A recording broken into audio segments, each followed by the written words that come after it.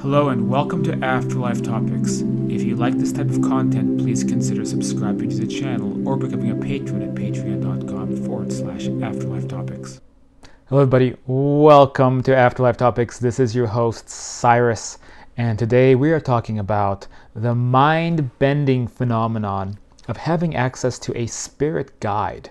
How it's completely different than I expected, and a lot of conclusions I've made about this and how it's affected my life and the way I view my own reality.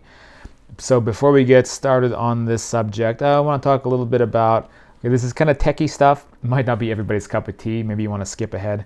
But you'll notice that the image quality is probably a bit better than it has been, hopefully. And also the audio, hopefully a little bit more consistent. So this channel, we've been around now for about 2.5 years, longer if you count my first couple of videos I put up in 2017. You can take a trip down memory lane and look back at my original videos on this channel if you want. Some people who are crazy have seen every video on this channel almost like it's a narrative from when I'm in my little home in Los Angeles, and then I end up on the road. I end up traveling the world, and I end up everywhere, in from Japan to Indonesia and out in the desert and Dubai and Ethiopia, and then I end up in England. I'm hanging out with Jurgen, and I'm doing, it's like some people have enjoyed going all the way through that, and then back in the USA and getting sick and having to recuperate and being back in Los Angeles again. And there is this kind of, narrative if you go through all the videos on this channel, but there has been a consistency in all this time. I've only ever used this old Logitech C9 something web camera, and it's a very trusty web camera, and it's consistent, but the image quality, it's basically just something that suffices. So for a long time I've been trying to upgrade the production value of this channel, and it's been really difficult.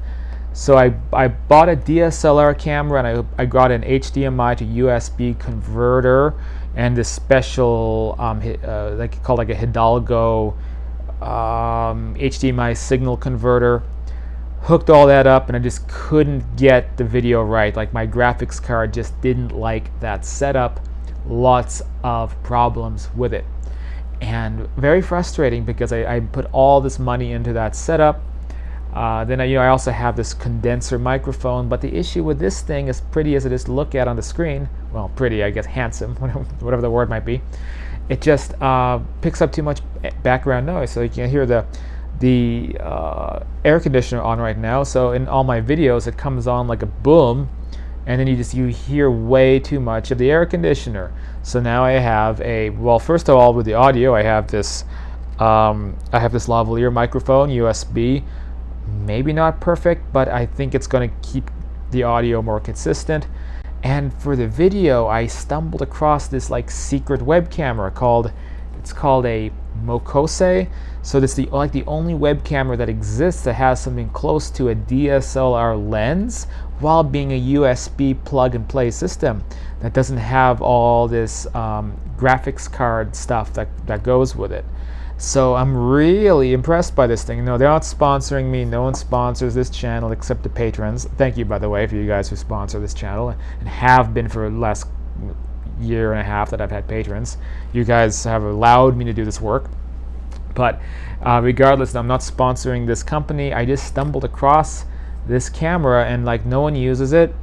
There's an underground community of people who discovered how great this camera is, and that you can create something close to, let's say you want to make a video with a DSLR camera, and you have the camera facing you, but then you have to put it into editing software. You have to do all the edits and the cuts and fix this and that. Then you have to export the darn thing, and the whole process takes hours.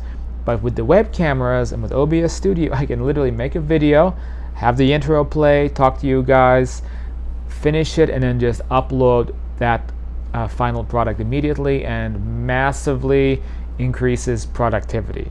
So for those of you curious about this operation, thought I'd put it out there, and it's time to retire this trusty thing.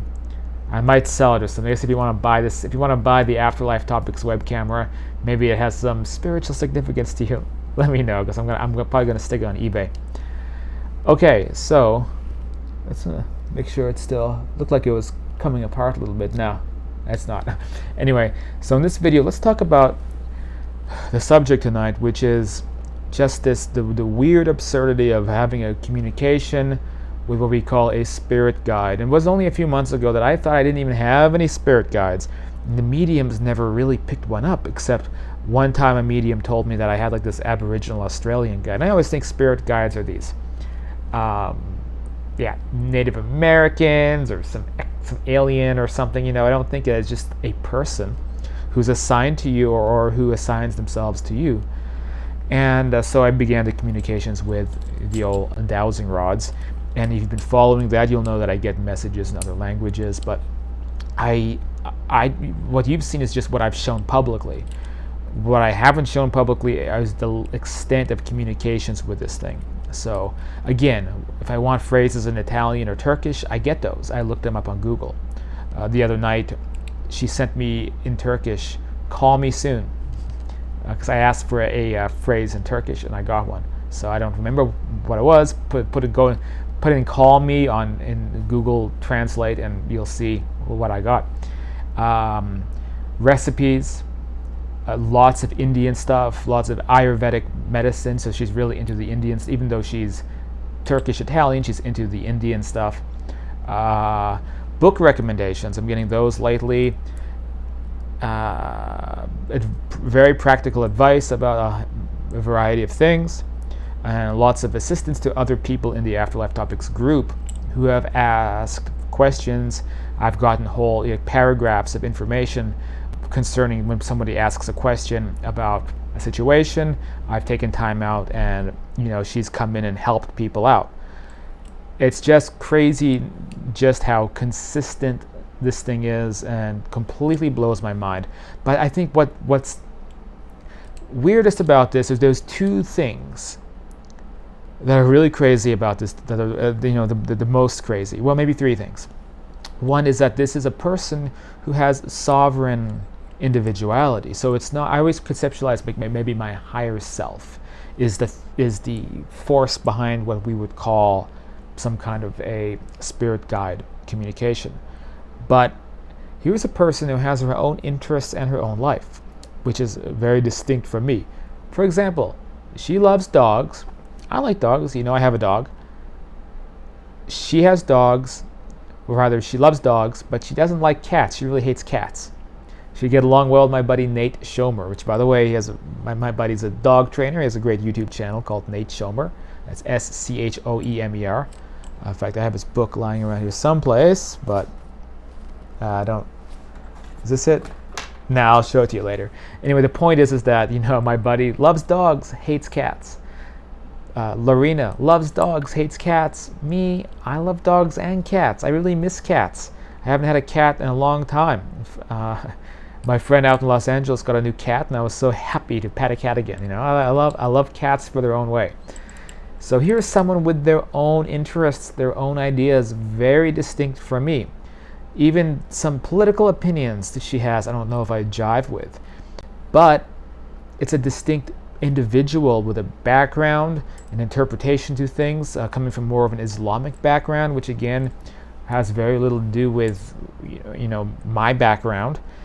And she has her own life, but the crazy part is that the next crazy part to think about is that her mind is synchronized to my mind.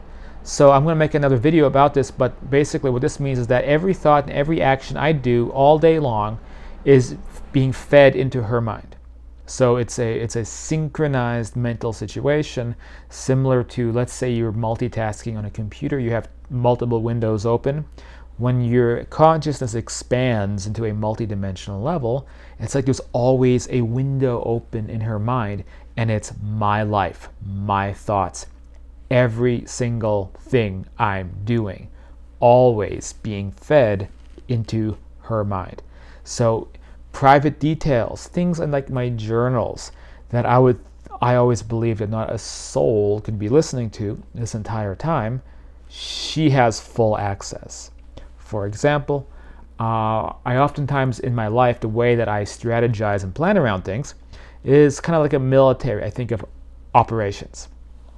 I remember when I was really desperate to get out of the country back in 2018. You saw when actually this was before I was making the videos abroad. The first time I left the country in a long time. I really wanted to get out of the country, get out of the West, for a bunch of different reasons. And I was like, I'm gonna get back out of the country, get back to traveling, calling it do or die. So I call it Operation Do or Die. And I had this whole plan. I'm going to go to these countries. I'm going to make money online doing X, Y, Z. I'm going to get back to traveling. And journal entries like that, she knows about. I had a new operation, which is right now, it's kind of on a financial level. I need to probably work another job. I need to figure this and that out. I have some investments I have to figure out. Some are doing well, some are not doing well, and that stresses me out really badly. I got my rent in this new place is too high. Like all this stuff I put down in a journal. It's like, I'm going to do this with my life. I'm going to do that. When am I going to look for possibly a partner? Do I want to have kids someday? What are my thoughts on my self-growth? It's like all these things, thoughts, ideas. What do I think about, ex-girlfriends?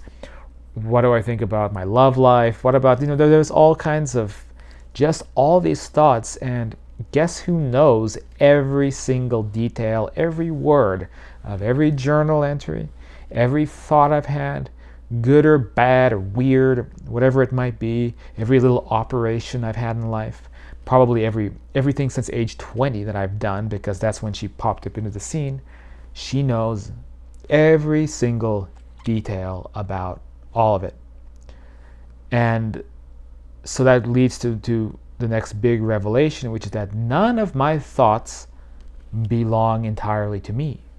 That when I'm thinking out loud or pondering things, or whatever the case may be, all that information is being fed not only into her, but what may be a multitude of other guides as well. A whole team that hears everything I do while they are simultaneously going about their own lives. So they've synchronized their thoughts into mine. So literally, Lorena is there, and she might be at a cafe on the astral 6th density, going about her own business, going about her day.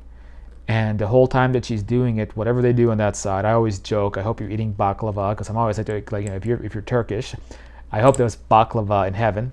So I'm always joking, hope you're eating baklava. And she thinks that's funny, and I made a few quips about she likes cashew baklava, not pistachio baklava. But and I like pistachio baklava for the record. But anyway, so she's going about her business eating baklava, whatever it might be that she's doing. Actually, I think eating Indian food and studying Ayurvedic technique, all this stuff that she's into. But the whole time that she's living her life, she's being fed into all this information about everything that I'm doing at every second. The